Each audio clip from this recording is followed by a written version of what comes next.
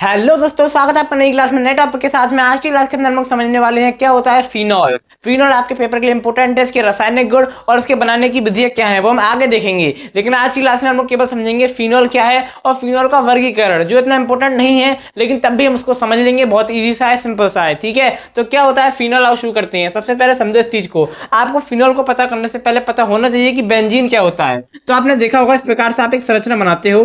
कैसे बनाते हो, एक ऐसे संरचना बनाते हो, आप इसे क्या कह देते हो, बेंजीन कह देते हो। बेंजीन में क्या होता है, बेंजीन में 6 कार्बन और 6 हाइड्रोजन होते हैं। C6H6 क्या होता है, इसका फॉर्मूला होता है। किसका फॉर्मूला होता है, बेंजीन का फॉर्मूला होता है। तो फिनॉल क्या होता है, कुछ नहीं होता। समझो इस चीज को, जो आपका बेंजीन है, जो आपके बेंजीन का हाइड्रोक्सी व्युत्पन्न होता है वही फिनॉल होता है। अब आप कहोगे हाइड्रोक्सी व्युत्पन्न क्या होता है, तो मैं समझाता हूं। हाइड्रोक्सी का मतलब क्या होता है, जो आपका OH है, OH, OH को हम बोलते हैं हाइड्रोक्सी, हाइड्रोक्सी समूह। क्या बोलते हैं, OH को हाइड्रोक्सी बोलते हैं। तो हम कह सकते हैं जो फिनॉल, अगर हम बिल्कुल आम भाषा में अगर मैं बताऊं, तो जो आपका बेंजीन है, बेंजीन जो वलय है, जब उससे हम लोग हाइड्रोक्सी यानी कि OH को जोड़ देते हैं, यानी कि आपका क्या है, बेंजीन वलय है, इससे हम क्या जोड़ दें, इससे हम आपका जो हाइड्रोक्सी है यानी कि OH है, यानी कि यहां पर मैं क्या कर दूं, एक आपका OH जोड़ दूं, तो ये क्या बन जाएगा, ये अब बेंजीन नहीं रहेगा, ये क्या बन जाएगा, अब फिनॉल बन जाएगा। और इसका जो फॉर्मूला है वो अब ये नहीं रहेगा,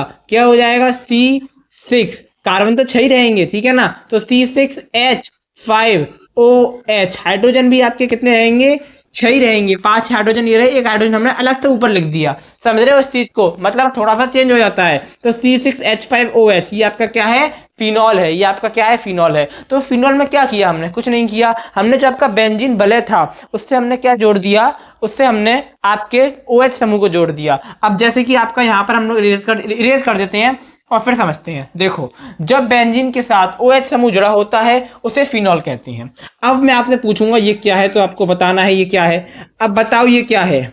अब आप कहोगे सिंपल सा बेंजीन है ये, लेकिन जैसे ही मैंने बेंजीन से क्या जोड़ दिया, OH समूह जोड़ दिया, तो ये क्या है, तो ये क्या है, अब ये फिनॉल है। अब ये क्या है, फिनॉल है। तो ये सिंपल सी डेफिनेशन है, जब बेंजीन के साथ OH समूह जुड़ा होता है तो उसे फिनॉल कहते हैं। या फिर आप कह सकते हो जो बेंजीन का हाइड्रोक्सी व्युत्पन्न होता है, अगर आप कहना चाहो किताबी भाषा में लिखना चाहो तो ऐसे लिख सकते हो, बेंजीन के हाइड्रोक्सी व्युत्पन्न को। यहाँ मैं 2 डेफिनेशन लिखी है, एक तो ऊपर वाली लिखो अथवा नीचे वाली लिखो, ठीक है ना, ये लिखो। तो बेंजीन के हाइड्रोक्सी व्युत्पन्न को क्या कहते हैं, फिनॉल कहते हैं। अब यहाँ पर फिनॉल का वर्गीकरण जो है वो बहुत आसान है, सिंपल सा है, बहुत सिंपल सा है। देखो क्या होता है, जो फिनॉल का वर्गीकरण होता है ना, वो आप 3 प्रकार से कर सकते हो। एक होता है मोनोहाइड्रिक फिनॉल, दूसरा डाईहाइड्रिक फिनॉल, तीसरा ट्राईहाइड्रिक फिनॉल। मोनो में 1, डाई में 2, ट्राई में 3। लेकिन क्या, मोनोहाइड्रिक फिनॉल का मतलब है जिसमें आपका एक हाइड्रोक्सी समूह उपस्थित होता है। मोनोहाइड्रिक फिनॉल का मतलब है एक क्या उपस्थित होगा, हाइड्रोक्सी समूह या फिर हाइड्रोक्सी समूह, हाइड्रोक्सी उपस्थित होगा,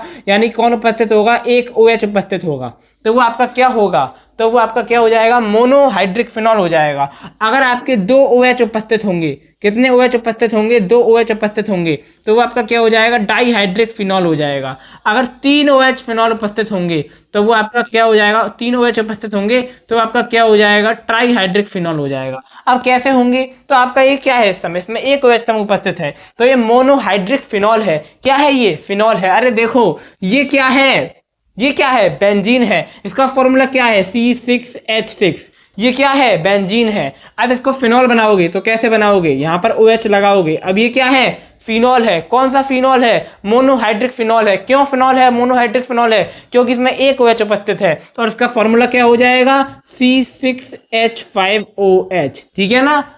ये हो जाएगा सिंपल सा। अब यहाँ पर हम क्या कर दें, यहाँ पर एक और OH जोड़ दें तो ये क्या हो जाएगा, डाईहाइड्रिक फिनॉल हो जाएगा। अगर हम यहाँ पर एक और OH जोड़ दें तो ये क्या हो जाएगा, ट्राईहाइड्रिक फिनॉल हो जाएगा। इस प्रकार से होता है। मैंने आपको बिल्कुल बेसिक वे में समझाने का प्रयास किया है, जितना से जितना सरल हो सकता था उस लैंग्वेज में समझाने का प्रयास किया है। ज़्यादा चीज़ों को कठिन करके समझने से कोई फायदा नहीं। हमें इतना ही पढ़ना है जो आपके पेपर के लिए इंपॉर्टेंट है, जो आपके पेपर में आएगा। कल हम जो आपकी नेक्स्ट क्लास आएगी उसके अंदर हम लोग देखेंगे फिनॉल के रासायनिक गुण और उसके बनाने की विधियाँ। दोनों एक ही क्लास में देख लेंगे और दोनों के दोनों ही बहुत ज़्यादा इंपॉर्टेंट हैं। अब मैं आप लोगों को नई क्लास में नए टॉपिक के साथ में, तब तक के लिए जय हिंद, जय भारत।